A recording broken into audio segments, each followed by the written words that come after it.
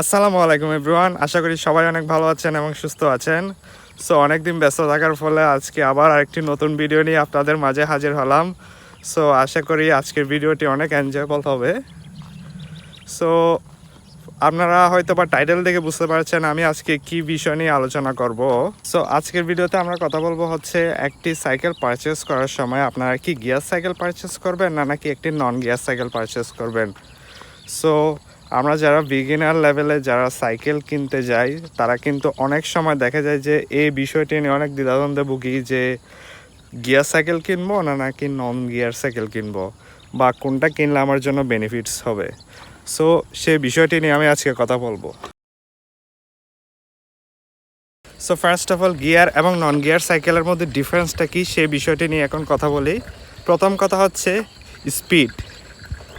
Gear সাইকেলের speed আসলে non gear সাইকেলের স্পিডের তুলনায় কিন্তু খুব একটা বেশি না। স্পিডের দিক দিয়ে চিন্তা করলে আপনারা একটা নন গিয়ার সাইকেল পারচেস করলেও চলবে, কারণ হচ্ছে যে নন গিয়ার সাইকেলগুলোতে আপনারা কিন্তু অল টাইম ম্যাক্সিমাম স্পিডে আপনারা চালাতে পারেন। সো স্পিডের ক্ষেত্রে অবশ্যই এগিয়ে থাকবে নন গিয়ার সাইকেল।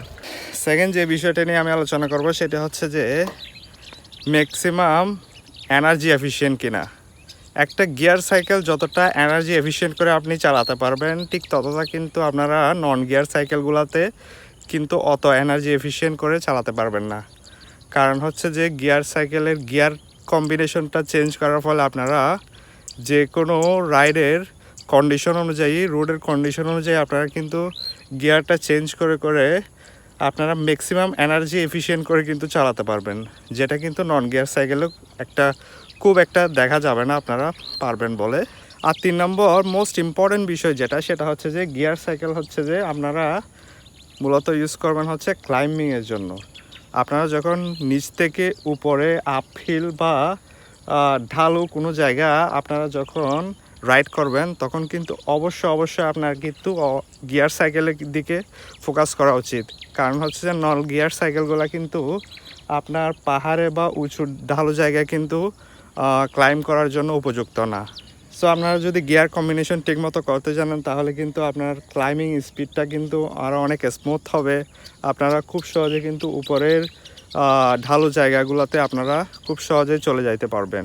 সো এক্ষেত্রে কিন্তু গিয়ার সাইকেলের মধ্যে একটি প্লাস পয়েন্ট রয়েছে অবশ্যই। সো একটা জিনিস যেটা সেটা হচ্ছে যে আপনারা দেখবেন সাধারণত গিয়ার সাইকেলগুলোতে পেছনের দিকে থাকবে হচ্ছে 7টি গিয়ার বা 7 থেকে 10টি গিয়ার থাকে মূলত, আর সামনে হচ্ছে ম্যাক্সিমাম 3টা গিয়ার থাকে। সো এগুলোর কাজ কি? পেছনের গিয়ারের কাজ হলো মূলত আপনারা নিচ থেকে যত গিয়ারটি উপর উঠবে তত গিয়ারটি অনেক ইজি হবে এবং আপনার প্যাডেলিংটা অনেক হালকা হয়ে যাবে।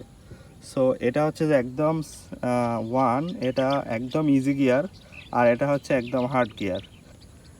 ক্লাইম্বিং করবেন আপনার কোনো পাহাড় বা উঁচু জায়গায় আপনারা যখন ভ্রমণ করবেন তখন কিন্তু গিয়ারের ইজি দিকে রাখার চেষ্টা করবেন, আর আপনারা যখন ম্যাক্সিমাম স্পিডে চালানোর চেষ্টা করবেন তখন হার্ড গিয়ারে রাখার চেষ্টা করবেন। আর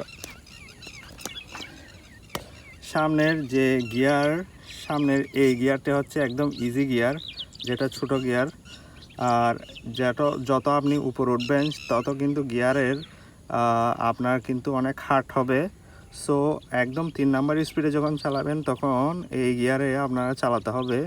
সো এই গিয়ারে চালানোর সময় আপনার প্যাডেলিংটা অনেক হার্ড হবে, কিন্তু আপনি অনেক ম্যাক্সিমাম স্পিডে কিন্তু সাইকেলটা চালাতে পারবেন। আর সেকেন্ড গিয়ার হচ্ছে নর্মাল গিয়ার। আমি মূলত প্রেফার করি যে সেকেন্ড গিয়ারে রাখার জন্য সাইকেলগুলোকে, যাতে করে নর্মাল রোড কন্ডিশনে কিন্তু আপনারা চাইলে ইজিলি সাইকেলটা রান করতে পারবেন খুব সহজে। সো আশা করি আপনারা গিয়ারের বিষয়টি মোটামুটি ক্লিয়ার হয়েছেন। আসলে গিয়ার জিনিসটা হচ্ছে যে আপনারা প্র্যাকটিস করে করে দেখতে হবে কোন রোড কন্ডিশনে কিভাবে চেঞ্জ করলে। সো আমি বলবো না যে এত কন্ডিশনে এই গিয়ার চেঞ্জ করে এত পজিশনে রাখুন। আপনারা কিন্তু নিজেরাই এক্সপ্লোর করে দেখবেন কোন জিনিসটা আপনার কাছে সবচেয়ে বেটার মনে হয়। সো সেভাবে রাখার চেষ্টা করবেন। সো হোপফুলি গাইস আজকের ভিডিওটি আপনাদের কাছে ভালো লেগেছে। ভিডিওটি যদি ভালো লাগে থাকে তাহলে অবশ্যই লাইক করবেন, কমেন্ট করবেন ভিডিওতে। আর যদি এই ভিডিওটি আপনার কোনো বন্ধুর উপকার আসে তাকে কিন্তু এই ভিডিওটি শেয়ার করবেন। সো আমি কিন্তু দেখতে পাচ্ছেন অনেক দৌড় কিন্তু লং ডিস্টেন্স রাইড করছি, সো অনেক টায়ার্ড হয়ে গিয়েছি। সো আমার জন্য একটু দোয়া করবেন। Take care, bye by.